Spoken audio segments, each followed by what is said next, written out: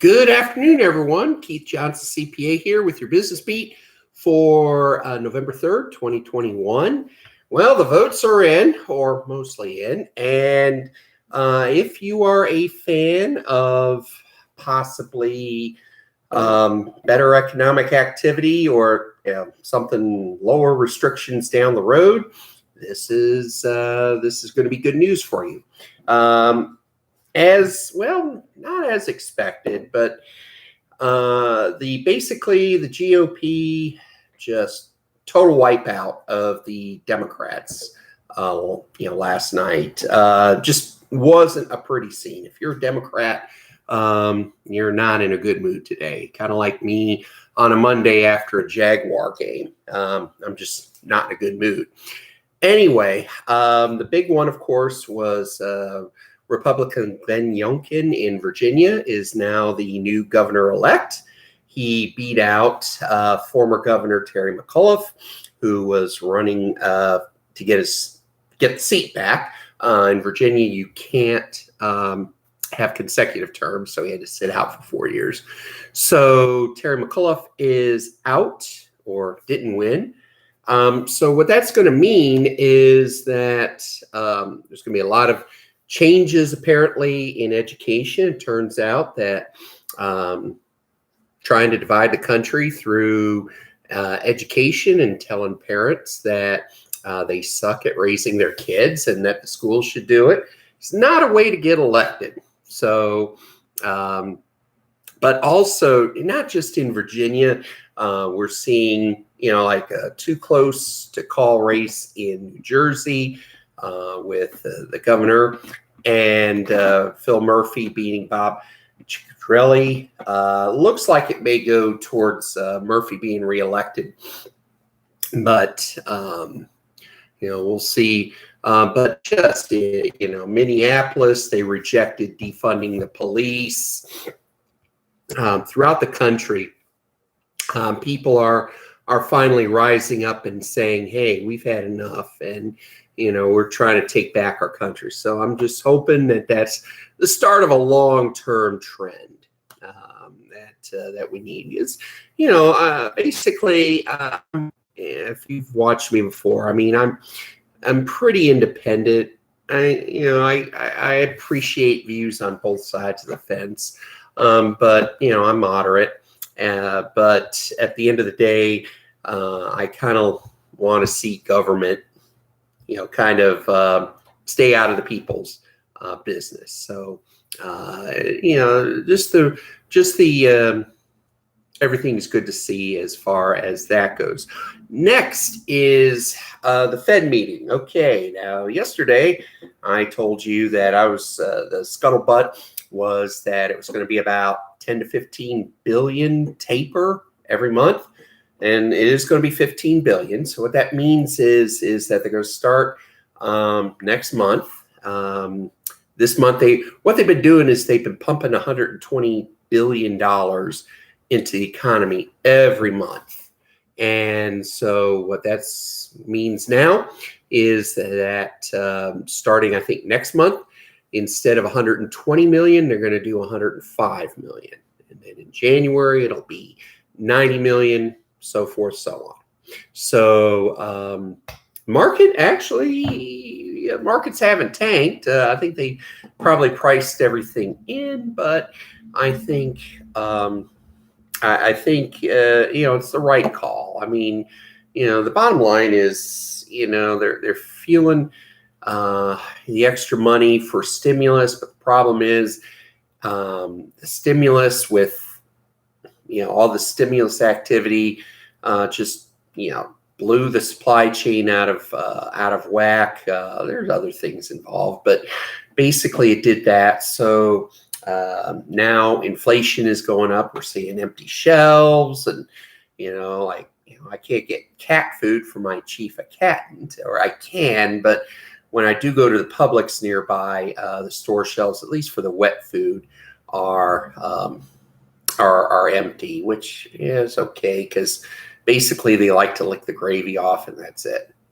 Anyway, so I tend to get dry food. But so the Fed the Fed looks like, from their language, they're probably going to start raising rates maybe next year, a quarter point. So I would, they didn't raise the Fed funds rate, which is about zero.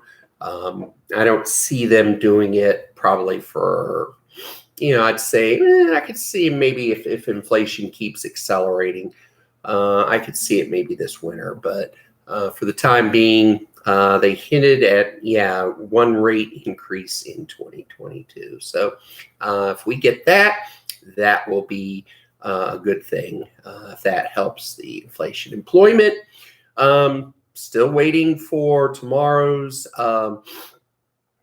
ADP numbers, jobless claim numbers. Jobless claims, of course, come out every week. Of course, they're almost back to where they were before everything locked down. They may, they're at a good, healthy, high 200,000s, which beats 3 million a week. That's what happened early on, but now it's back to close to a normal level, which is good. And then also, the ADP numbers, which is usually a forerunner of the Fed Department of Labor coming out on Friday. So usually ADP comes out Thursday, and then Friday the Fed comes out with their monthly jobless claims, or monthly employment. And I'm still saying about 150, 160,000. We'll see what happens. One thing I've been telling people, clients, is you want to make sure that, as I've said before, I don't like watching the news probably as much as the next person. It's just very depressing and awkward, but I got to do it because it's my job. So, but the thing is, the election, with the way the Democrats got absolutely trounced, is that going to change the trajectory of the infrastructure bills and the social safety net? I think it's going to give people a pause, people in Congress at least a little bit of a pause. Senator Manchin is on record saying that he refuses to vote on the bill until the full details are released. And same with the progressive side of the House caucus. So Senator Manchin wants to see the exact impact of this bill. Democrats have been saying, well, this $3 trillion of spending is not going to cost a dime because it's totally paying for itself. Wrong-o. When the Tax Cut and Jobs Act passed in late 2017 under President Trump, it was, said that, oh yeah, the whole bill will pay for itself. Me and my dead grandmother knew it wasn't going to happen. So, and it turned out it didn't. Tax revenues weren't raised enough. Revenues weren't raised enough to cover it. And I don't think that's going to happen here. And I think Senator Manchin, Senator Sinema, probably the more moderate wings of the Senate and the House are probably waiting for some numbers crunching and some cost estimates before we find out. So we'll see what happens. But I think the elections will probably give people a little bit of pause. Now, they may still, just emphasize, oh, yeah, teaching and, schools need to, raise the kids. But you may not, we may see a little bit of a pause there. We'll see. But the bottom line is you do want to keep track of the news so that you are informed about potential tax changes. For instance, we're hearing, we heard the billionaires tax and which was going to tax untaxed or unrealized capital gains. We've heard the increase in the corporate rate and all of that. And so you want, you just want to keep up to date with that. Also, you do want, to start preparing for tax season. Yes, even though it's early November, the year end will be here before you know it, because you and me and everybody else are going to be busy with Thanksgiving, Christmas, Hanukkah, all that stuff.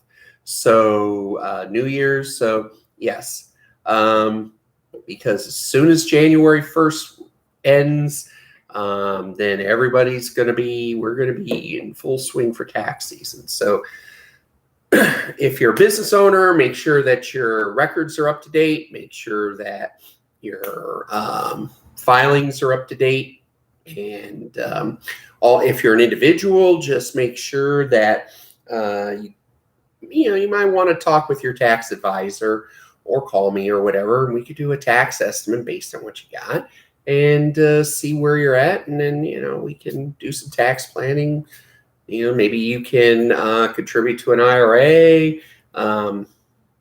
The charitable contributions are not as sexy as they once were. People still do them, and it's great. You want to give charity when possible, but people, with the doubling of the standard deduction, it's much harder to get a tax benefit out of that. It's not why you want to do it, but if it can help with the taxes, it's not a bad thing too. Anyway, that'll do it for today. So I will talk to y'all tomorrow with some updated projections for the employment numbers. Also, the latest latrine scuttlebutt on the infrastructure bills and all that. So, want to give a shout out to my sister, Carol Johnson.